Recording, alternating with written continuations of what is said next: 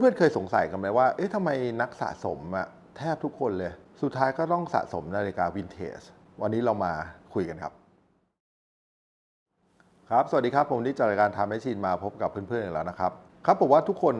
น่าจะคล้ายๆกันนะโดยเฉพาะผู้ชายที่เราจะเริ่มต้นในการที่เราจะซื้อนาฬิกาสะสมนาฬิกาเอางี้ดีกว่าผมว่าเริ่มต้นอ่ะคงไม่มีใครคิดจะสะสมหรอกทุกคนก็อาจจะคิดว่าอยากซื้อนาฬิกาอยากมีนาฬิกาอะไรเงี้ยคำว่าสะสมมันคือต้องแบบมากกว่า1ชิ้นเลยใช่ไหม2 3 4ไปเรื่อยๆจนถึงเป็น10เป็นร้อยเป็นพันอะไรอย่างเงี้ยนะ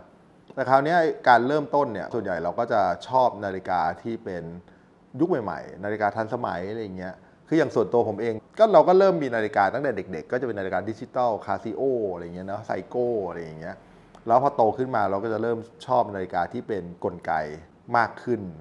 เด็กๆเราก็จะคอสเพราะเราไม่สนใจอยู่แล้วเครื่องอะไรเราชอบเทคโนโลยีชอบอะไรอย่างเงี้ยแล้วก็มาถึงจุดหนึ่งที่มันเริ่มมีนาฬิกาที่เป็น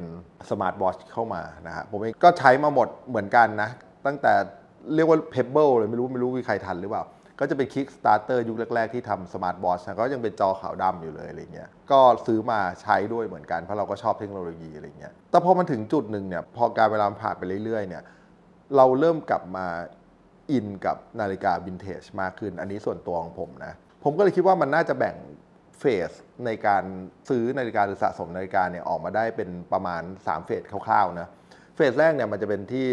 เริ่มต้นก็คือทุกคนก็คือภาพของนาฬิกาในหัวของเรา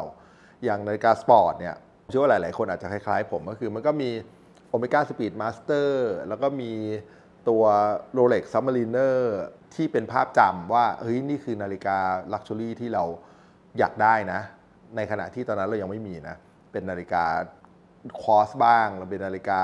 ที่เป็นเริ่มเป็นเมคานิคอลแล้วแต่ยังเป็นนาฬิกาที่ไม่ได้แพงตอนนั้นคือนาฬิกา Luxury ที่เราต้องการเราก็จะตามหาคนก็ต้องบอกเฮ้ยเป็นของเก่าแต่ว่าต้องมีของครบนะต้องมีใบรับประกันมีกล่องมีแม้กระทั่งถ้าเป็นโรเล็กนะเหรียญสีเขียวหรือเหรียญสีแดงอะไรเงี้ยต้องเก็บครบบางคนเก็บใบเสร็จไว้ด้วยยิ่งกลายเป็นแบบโอ้โหยิ่งดีเข้าไปใหญ่เลยคือเก็บครบทุกอย่างแต่บางคนก็บอกว่าไม่ได้เลยต้องใหม่เท่านั้น 100%เขาไม่อยากจะใช้นาฬิกาที่ผ่านการใช้งานมาแล้วอยากได้ของใหม่เลยมีสติกเกอร์ติดรอบเลยยิ่งดีเลยยอมจ่ายแพงขึ้นเพื่อให้ได้ของใหม่อะไรอย่างเงี้ยทุกคนก็ส่วนใหญ่ก็เริ่มต้นเราก็อยากได้ของใหม่เพราะว่าเราไม่เข้าใจเรื่องนาฬิกามากนักเราก็กลัวว่าเฮ้ยแล้วของเก่าอ่ะมันจะใช้งานแล้วมันจะมีปัญหาไหมเพราะเราอาจจะเคยมีภาพจำกับรถเก่าที่มันแบบซื้อมาแล้วก็ต้องซ่อมตลอดเวลาแล้วก็ต้องเข้าศูนย์ตลอดอะไรอย่างเงี้ยของใหม่มันก็ใช้ไปเลย3ปี4ปีอันนี้รถยนต์นะโดยที่ไม่ต้องทำอะไรเราก็เลยฝังภาพนั้นว่าแบบเฮ้ยนาฬิกาเนี่ยเราต้องซื้อของใหม่เพราะว่ามันจะได้ไม่มีปัญหาเรื่องนี้นะครับอันที่2การซ่อมบำรุงอะไรอย่างเงี้ยแล้วอันที่3ก็คือว่านาฬิกาใหม่เนี่ยเขาก็จะมีโปรโมชั่นมาล่อตาล่อใจเราอยู่เรื่อยๆอันนี้ไม่ได้พูดถึงแบรนด์ที่มันไม่มีนะไม่ว่าจะเป็น Rolex Patek อะไรที่มีก็มีแค่โชว์เท่านั้นหรือต้องเดินทางเยอะๆต้องเดินทางหลายๆร้านหลายๆเรือนอะไรเงี้ยเพื่อที่จะได้มาเราพูดถึงแบรนด์ทั่วไปที่เป็นเมคานิคอลที่เราสามารถเดินเข้าไปซื้อได้ตามเคาน์เตอร์หรือตามบูติกของเขาอะไรอย่างเงี้ยเขาก็จะมีโปรโมชั่นในบางช่วงบางคนก็จะรู้สึกว่าเฮ้ยเวลามีโปรโมชั่นมามีงาน Watch Fair มาเราก็จะตัดสินใจได้ง่ายขึ้นแล้วประเด็นคือมันจะชอบมีโปรแกรมที่ผ่อนชำระ 0% 10 เดือนอะไรเงี้ยเราก็รู้สึกว่าแบบโอ้โหมันสบายเลยสมมุตินาฬิกาเรือนนึง 50,000เงี้ยเราก็จะจ่ายแค่เดือนละ 5,000 ไป10 เดือนแล้วก็เบาหน่อยแทนที่เราจ่ายเงินเป็นก้อน 50,000 ไปเลยในการซื้อนาฬิกาเพราะนาฬิกาใหม่มันก็เลยค่อนข้างดึงดูดหมายถึงว่านักสะสมได้ในยุคแรกๆด้วยนะครับแต่พอมาถึงจุดหนึ่งเนี่ยคือเป็นจุดที่2เนี่ยที่ผมว่ามันเข้าไปสู่เฟส2แล้วว่าเราซื้อมาสักพักนึงแล้วเราเอนจอยกับมันมากเราชอบมันมากแต่สักพักนึงถ้ามันเป็นนาฬิการุ่นที่ฮิตนะยกตัวอย่าง Submariner ก็ดีเนี่ยสักพักนึงจะเริ่มเบื่อเพราะมันเหมือนกับว่าเอ้าเดินไปที่ไหนก็มีแต่คนใส่มองไปที่ไหนก็มีแต่คนใส่ไม่ว่าจะเป็นของจริงของปลอมหรือนาฬิกาแต่ละเรือนที่เป็นรุ่นใหม่ๆเนี่ยหน้าตามันจะคล้ายๆกันเพราะว่ามันคือตลาดมันเป็นอย่างนั้นนะมันเหมือนรถไฟฟ้าทุกวันนี้บางทีถ้าคนที่ไม่ได้แบบชอบรถเนี่ยก็จะแยกไม่ออกเลยด้วยซ้ำว่ามันเป็นยี่ห้ออะไรแต่จะแยกว่าเป็นรุ่นไหนในยี่ห้อนั้นเลยนะครับคือในยี่ห้อเดียวกันเนี่ยหน้าตามันคล้ายกันอยู่แล้วเพราะมันเป็น DNA เดียวกันแต่แม้กระทั่งหลายยี่ห้อเนี่ยก็ออกมาหน้าตาก็ยังคล้ายกันอีกอะไรเงี้ยคือนาฬิกาเนี่ยมันก็มีความคล้ายกันเพราะว่าอันไหนที่มันป๊อปปูล่าอันไหนที่มันฮิตอันไหนที่คนชอบเขาก็แบรนด์อื่นเขาก็จะทำออกมาใกล้เคียงกันบ้าง จากสังเกตได้ว่าแบบนาฬิกาดำน้ำหน้าตามันก็จะเหมือนกันนาฬิกาที่เป็นออกแนวที่เป็น integrated bracelet เนี่ยหรือว่าเป็นที่เรียกว่าเป็นสายกับตัวเรือนรวมกันที่ผู้นำตลาดอย่าง Nautilus เองหรือว่า Royal Oak เองเนี่ยนาฬิกาที่ออกแนว integrated bracelet เนี่ยก็จะหน้าตาคล้ายๆกันไม่ว่าจะมาจากแบรนด์ไหนอะไรเงี้ยเพราะตลาดมันเป็นอย่างนั้นนะครับเพราะฉะนั้นถึงจุดหนึ่งคนก็จะเริ่มแบบมันเบื่อแล้วว่ามันความตื่นเต้นมันหายไปแต่ความตื่นเต้นมันหายไปอยู่แล้วแหละเพราะเราซื้อมาพอใส่ตอนที่ฟินที่สุดก็คือตอนที่เราไปหามันแล้วไปซื้อมันแล้วก็ใส่นั่นแหะหลังจากนั้นทุกอย่างมันก็จะค่อยๆน้อยลงอยู่แล้วความตื่นเต้นนะนี่เป็นธรรมดาของมนุษย์นะแต่พอถึงจุดที่มันเริ่มไม่ตื่นเต้นไม่ challenge ไม่สนุกแล้วเนี่ยเรารู้สึกว่าเฮ้ยเราอยากหาอะไรที่มัน challenge กว่านั้นเนี่ยอันนั้นเริ่มเข้าสู่เฟสที่2ละที่เป็นเฟสของความเบื่อละของความเบื่อของที่มีอยู่อะไรเงี้ยอยากได้ของใหม่ละอยากได้อะไรใหม่คราวที่พออยากได้ของใหม่เนี่ยบางคนก็จะเริ่มรู้สึกแล้วแบบเฮ้ยถ้าเราไปซื้อนาฬิกาใหม่เราจะเจอ feeling แบบเดิมอีกหรือเปล่ามันจะวนลูปกลับมามันจะเป็นหนังซ้ำหรือเปล่าบางคนก็เริ่มศึกษาลึกลงไปมากขึ้นคืออย่างสมมุติเขาใช้แบรนด์ไหนอยู่ไม่ว่าจะเป็น Rolex Omega Patek ทุกคนก็จะเริ่มหาเข้าไปใน history ของแต่ละอันมากขึ้นดูว่าเฮ้ยแล้ว Submariner เนี่ยมันมีมากี่เจเนอเรชันแล้วแต่ละเจนมันมีจุดเด่นยังไงมีความแตกต่างยังไงทำไมรุ่นนี้ฮิตรุ่นนี้ไม่ฮิตทำไมรุ่นนี้แพงทำไมรุ่นนี้ถูกก็จะลงไปเรื่อยๆเรื่อยๆเรื่อยๆเหมือนกับฝรั่งเขาเรียกว่า rabbit hole นะครับก็คือรูกระต่ายคือมันเหมือนแบบ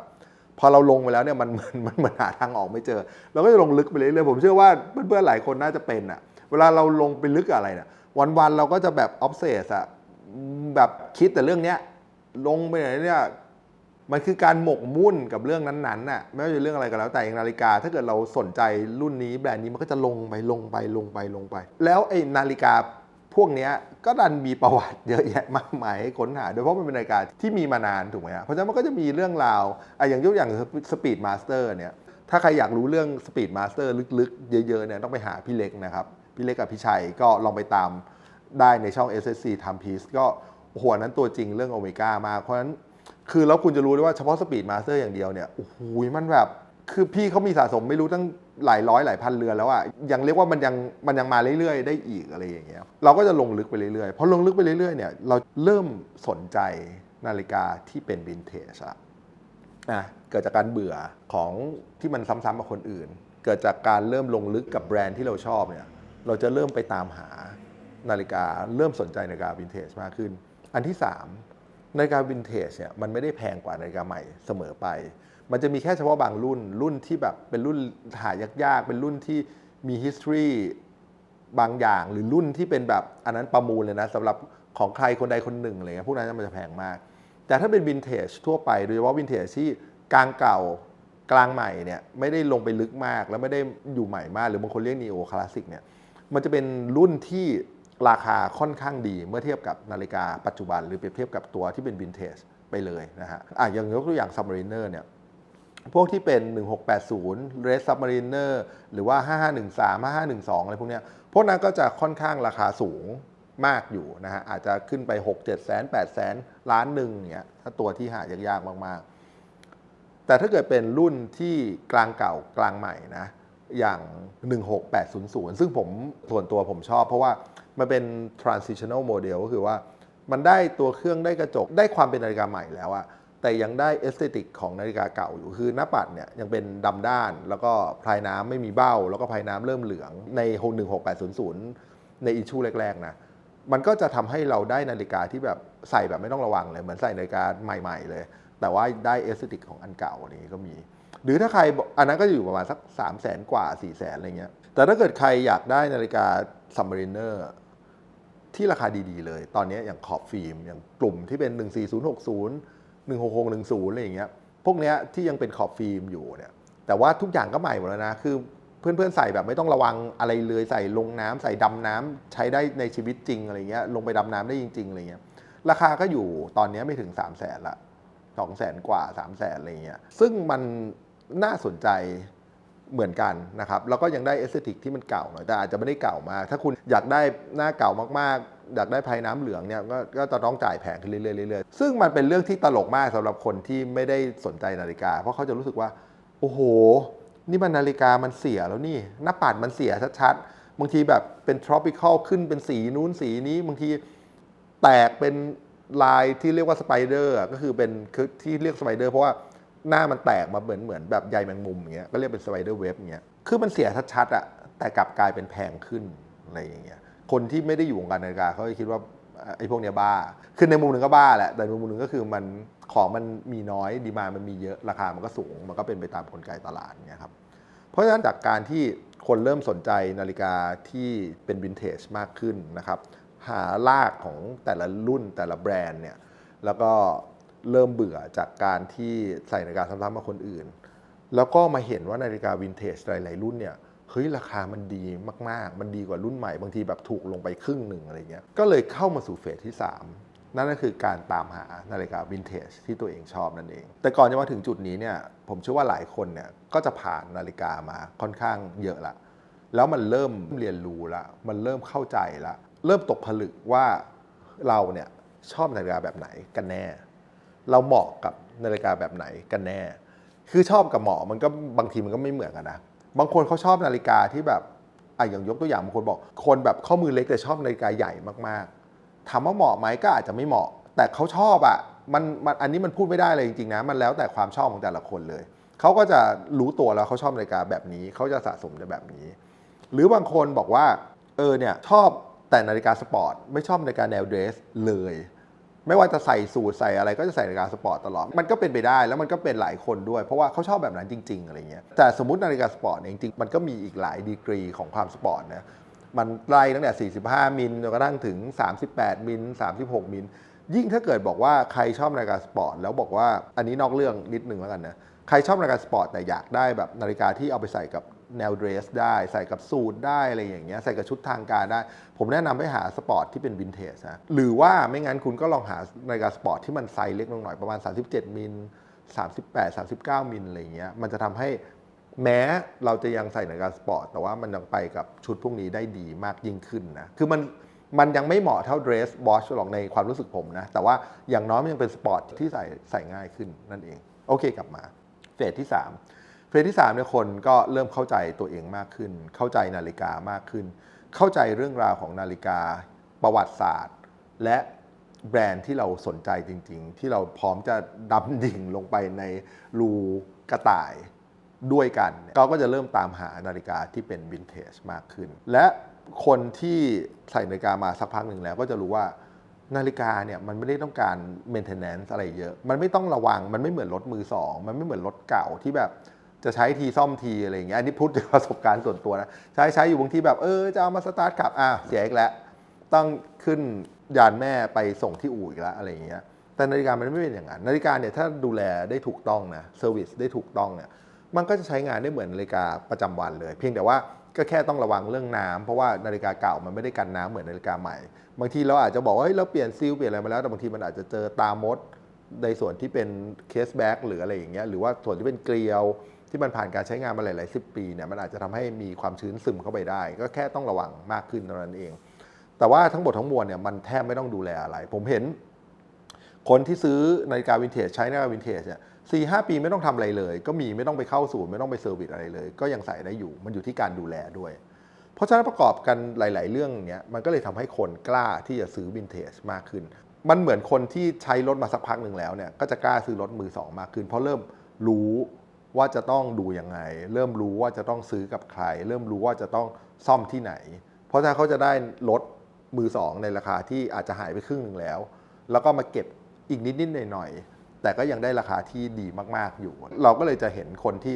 ซื้อรถยุโรปมือสองมาใช้เนะซึ่งบางคนอาจจะมองว่าโอ้โหไปซื้อรถยุโรปมือสองมือใช้มันถูกลงครึ่งนึงก็จริงแต่แบบโอ้โหซื้อรถญี่ปุ่นใหม่ๆซื้อรถไฟฟ้าใหม่ๆแล้วไม่ต้องดูแลเลยดีกว่าใช่อันนั้นถูกเลยแต่ว่าคนที่ซื้อรถมือสองที่เป็นรถยุโรปเนี่ยผมว่าเขามีข้อมูลแล้วแหละว่าเขาจะต้องทำอะไรเท่าไหร่เพราะว่าใครซื้อไปเนี่ยมันต้องเตรียมเงินไว้ก้อนนึงอยู่แล้วนะไม่ใช่บอกว่าลดราคา1 ล้านบาทซื้อแล้วจบเลยเราก็ต้องเตรียมเงินไว้ก้อนหนึ่งมา 20-30% เนี่ยเพื่อไว้เตรียมซ่อมในล็อตแรกอยู่แล้วนะครับเหมือนกันแต่ว่านาฬิกาวินเทจเนี่ยข้อดีของมันคือมันไม่มี maintenance แล้วนะครับเซอร์วิสให้แล้วดูแลเรื่องเครื่องให้แล้วมีรับประกันให้คุณสบายใจได้เลยว่าคุณสามารถใส่นาฬิกาวินเทจได้เนี่ย เหมือนหรือว่าใกล้เคียงกับการใส่นาฬิกาใหม่ๆได้เลยนะครับและนั่นก็คือเหตุผลที่ทำไมนักสะสมเนี่ยเพราะคำว่านักสะสมแปลว่าผ่านนาฬิกามาค่อนข้างเยอะแล้วทุกคนถึงจะต้องมีนาฬิกาวินเทจหรือว่า Neo Vintage เนี่ยไว้ในครอบครองเพื่อนๆที่ยังเป็นนักเล่นมือใหม่อยู่เพิ่งเข้าวงการนาฬิกาเนี่ยผมก็แนะนำว่าเราลองศึกษาก่อนอาจจะยังไม่ต้องกระโดดลงไปมากนักลองศึกษาดูพักหนึ่งว่าเฮ้ยเราชอบอะไรไปลองก่อนลองดูก่อนว่าเราชอบอะไรเราชอบจริงๆไหม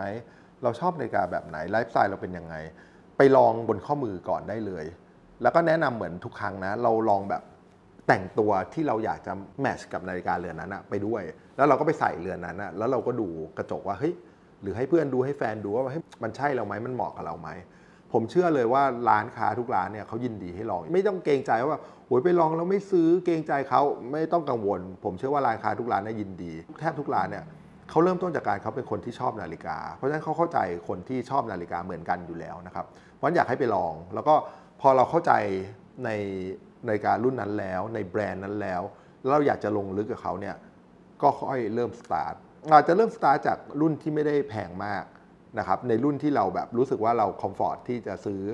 แล้วพอถึงจุดหนึ่งถ้าเราไม่ชอบเราขายไปเนี่ยมันก็ไม่ได้ขาดทุนเท่าไหร่หรอกเพราะนาฬิกาวินเทจเนี่ยมันราคามันลดมาแล้วถึงขายก็ไม่ได้ขาดทุนอะไรเยอะหรือบางทีเก็บไว้นานๆจะกำไรด้วยซ้ำแล้วเราก็ได้โมเดลอื่นมาได้มาลองเรื่อยๆนะครับก็ลองดูนะครับใครที่ยังไม่เคยเปิดใจกับนาฬิกาวินเทจก็ลองดูนะผมว่า